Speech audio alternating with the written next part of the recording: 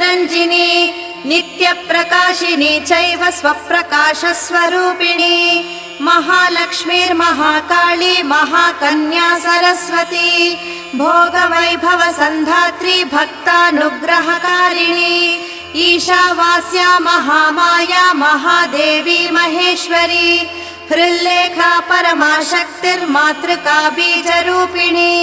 नित्यानन्दा नित्यबोधा नादिनी जनमोदिनी सत्यप्रत्ययिनी चैव स्वप्रकाशात्मरूपिणी